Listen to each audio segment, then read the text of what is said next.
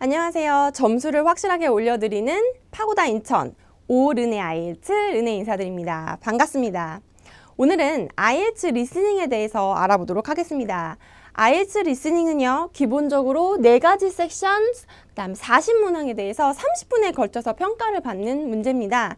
40분의 시간 동안 답안을 받아서 문제를 풀고요. 그리고 추가 10분이 주어지는 동안에 답안을 답안지에 옮겨서 답안지를 제출함으로써 평가가 이루어지고 마무리가 되죠. 기본적으로 4가지 섹션으로 유시가 되어져 있고 그 안에 다양한 문제의 유형이 있는데요. 이 문제의 유형은 매번 변하기 때문에 저는 이렇게 설명을 드리고 나면 선입견이 생기시더라고요.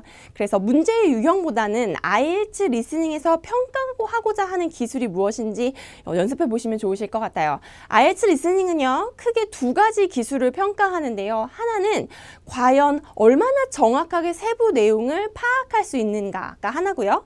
두 번째는 대화를 듣고 화자의 의도를 과연 정확하게 파악할 수 있는가, 이 2가지가 주되게 평가하는 항목입니다. 따라서 그러한 항목에 대해서 초점을 맞추고 연습을 하시면 좋을 듯 합니다. 자, IELTS 시험을 보러 가는 날이에요. 가장 마지막까지 연습할 수 있는 것은 리스닝이라고 저는 항상 저희 학생분들에게 말씀드리거든요. 시험날 아침에 시험장 가시는 동안에 기존에 연습했던 음원 파일을 다시 한번 들어보시면서요. 우리가 들어야 하는 비언어에 맞춰서 귀를 조율하는 과정을 가지면 좋을 것 같아요. 따라서 귀도 연습하고 그다음에 연습했던 것을 다시 한번 들어보면 어떤 심리적인 안정도 느낄 수 있겠죠? 자, 시험장에 들어가면 중요한 게 뭐냐면요. 자, 명심하셔야 될 게 리스닝은 추가로 10분이 주어진다 라고 말씀드렸죠. 시험을 푸시는 동안에 급하게 답안지를 옮겨 적으시려고 우왕좌왕하지 않으셔도 됩니다. 시험을 보시는 동안에는 답안을 정확하게 잡아서 시험지에 정리하시고요. 그리고 나서 추가 10분 동안 답안을 옮겨 적으시면 되는 거예요. 시험이 진행되는 동안에도 중간중간 짜투리 시간이 굉장히 많이 제공되어지거든요.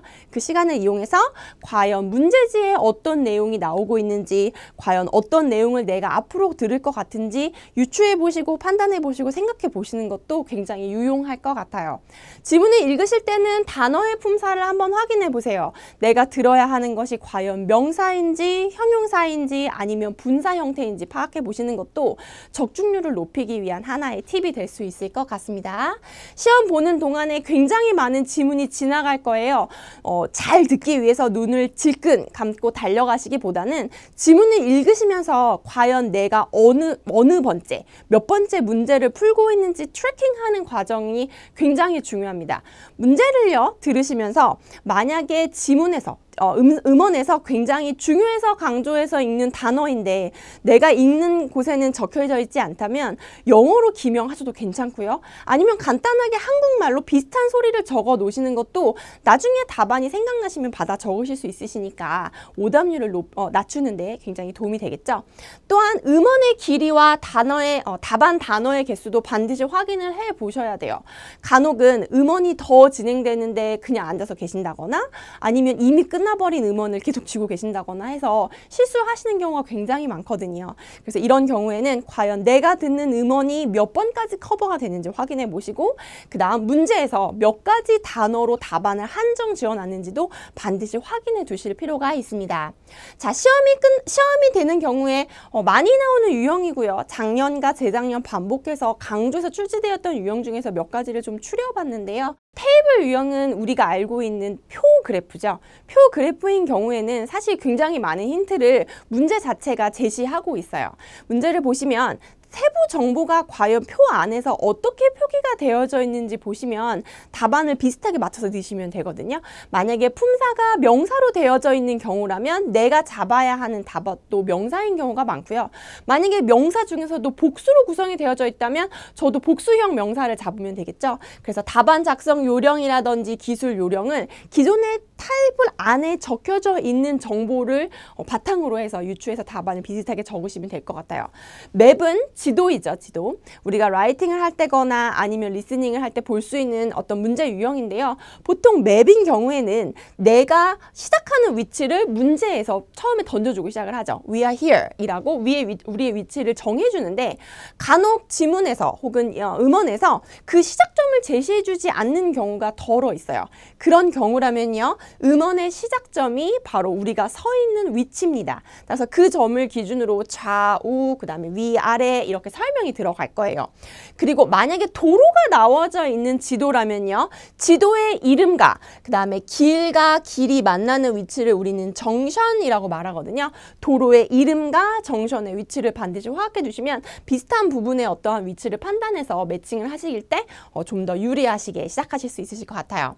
자, 가장 어려운 부분이고 많은 학생들이 연습을 꾸준히 하시는 것 중에 하나가 리스닝에서의 패러프라이징이죠. 보통 섹션 3가 되면 수많은 멀티플 퀘스천이 쭉 연달아 나오는 경우가 있는데 그 경우에 학생들이 가장 어려움을 토로하시는 건 왜 그러시냐면 수많은 정보를 듣고 또한 지문을 읽고 동시에 모든 것이 이루어지기 때문이에요.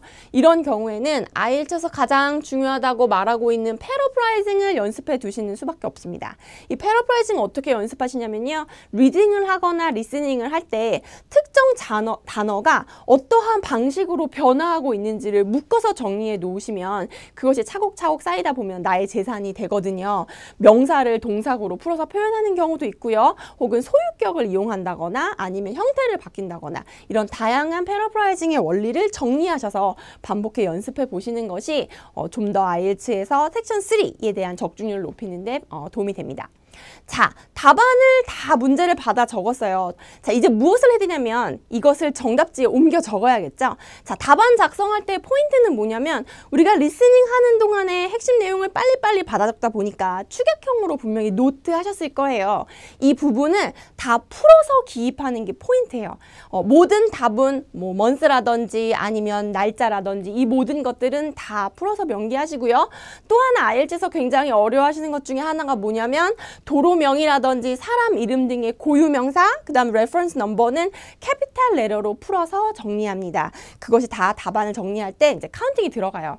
자, 요즘 IELTS의 특징이 어떠하냐면요. 우리가 많이 들어봤고 우리가 일상생활에서 사용하는 외래어가 답안으로 작성해야 되는 경우가 종종 있어요. 과연 내가 이것의 복수형을 잘 알고 있는지, 스펠링을 잘 알고 있는지, 평소에 연습하실 때 걱정이 되시고 혹시 헷갈리시는 단어가 있다면 그때 정리하셔서 다시 암기해 보시고 확인해 보시고 어딘가에 정리해 두시는 것이 여러분의 점수를 5점을 막을 수 있는 오답을 줄일 수 있는 하나의 방법이 될 수 있을 것 같습니다. 자, 점점 복잡해지고 어려워지는 IELTS 리스닝 과연 어떻게 준비하면 좀 더 효율적이고 효과적일 수 있을까요? 전문가의 체계적인 분석과 지도, 꾸준한 연습. 르네 IELTS입니다. 감사합니다.